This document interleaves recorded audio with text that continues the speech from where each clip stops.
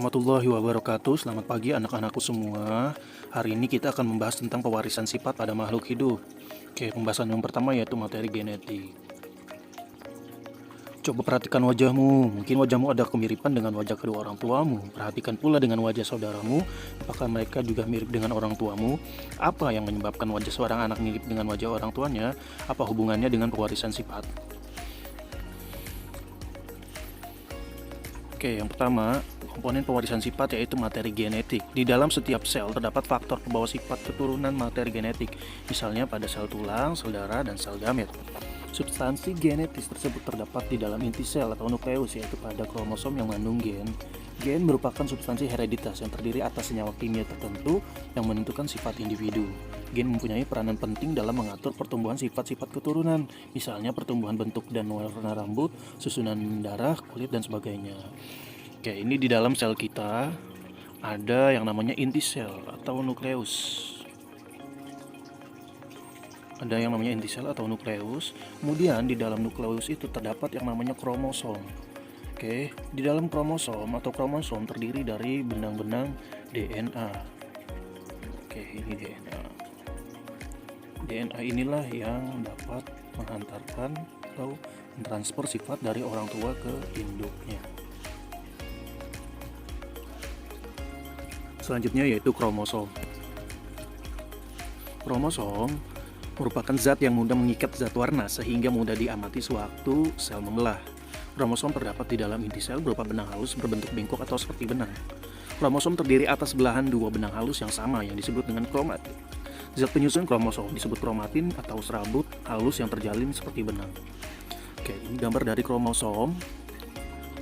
Strukturnya di sini yang pertama ada sentromer yang berbentuk bulat.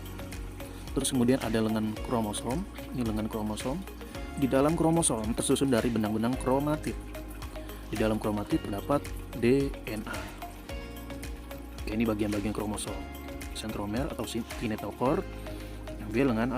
Berdasarkan letak sentromer, kromosom dibagi menjadi beberapa bentuk, yaitu metasentris. Sentromer terletak di tengah kromosom.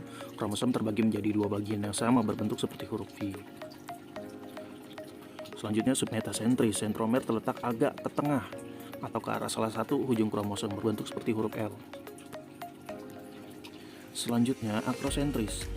Sentromer terletak di dekat ujung kromosom. Oleh karena itu kromosom tetap lurus seperti batang, satu lengannya sangat pendek, berbentuk seperti huruf J.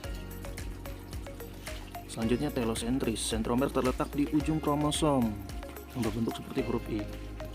Sentromer, sentromer, sentromer, ini sentromer. Jumlah kromosom beberapa organisme. Oke, jadi antara organisme yang satu dengan lainnya jumlahnya ada yang berbeda-beda ya.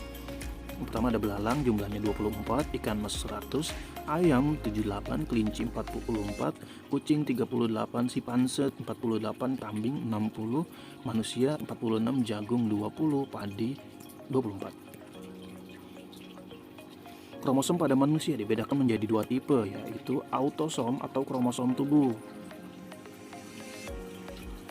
Dari 46 kromosom, 23 pasang di dalam inti sel tubuh manusia, 44 buah, 22 pasang merupakan autosom. Sedangkan kromosom seks atau gonosom yaitu sepasang kromosom yang menentukan jenis kelamin pada wanita XX dan pada pria XY. Jadi dalam 46 kromosom manusia terdapat 22 pasang autosom dan sepasang gonosom.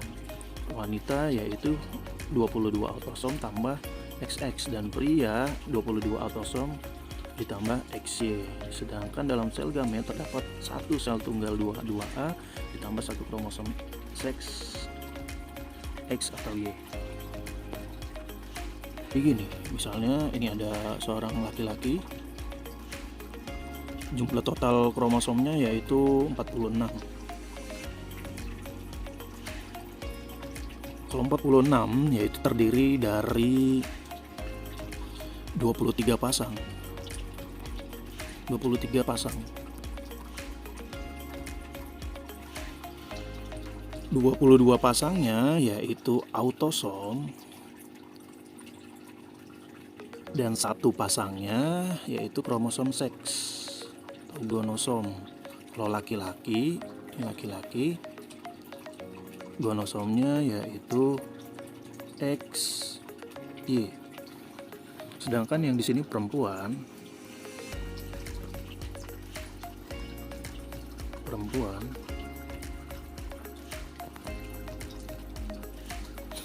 jumlahnya juga sama 46, 22 pasang, satu pasang dipasang jadi 23. 22 pasangnya yaitu autosom atau kromosom tubuh, dan satu pasangnya yaitu gonosom yaitu XX.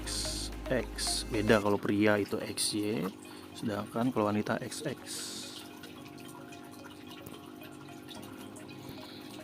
Struktur DNA atau disingkat deoksiribonukleik asid atau asam deoksiribonukleat berupa dua benang polinukleotida yang saling berpilin, tersusun dari basa nitrogen yaitu basa purin dan basa pirimidin. Struktur RNA ribonukleik asid atau asam ribonukleat merupakan satu rantai polinukleotida yang tersusun dari atas gula ribosa fosfat basa nitrogen dibentuk oleh DNA. Ini perbedaannya, yang pertama DNA, yang kedua di sini ada RNA. Kalau DNA terdapat dalam nukleus sel atau inti sel, sedangkan RNA terdapat di sitoplasma dan nukleus, terutama di dalam ribosom. Kemudian DNA membentuk rantai ganda yang amat panjang. Kalau RNA rantainya tunggal dan pendek. Yang ketiga, DNA fungsinya berhubungan erat dengan pengendalian faktor-faktor keturunan dan sintesis protein.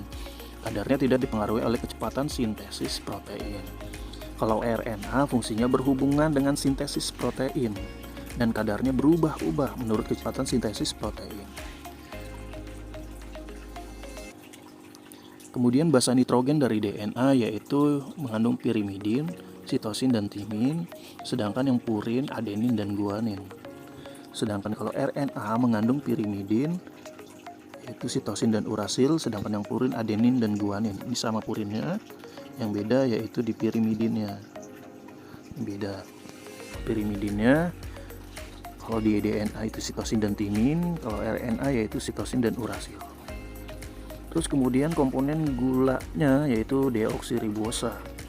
Susunan gulanya deoksiribosa. Kalau RNA yaitu komponen gulanya yaitu ribosa. Ini susunannya. Kemudian kuis yang harus kalian isi di dalam komentar dengan menyebutkan nama dan kelas kalian masing-masing. Tulis jawaban kuis di komentar YouTube. Oke, satu, apa yang dimaksud dengan gen, kromosom, dan DNA? Yang kedua, sebutkan 4 bentuk kromosom berdasarkan letak sentromernya. Yang ketiga, jelaskan 3 perbedaan DNA dan RNA. Oke, terima kasih. Kuis kalian tulis di komentar YouTube.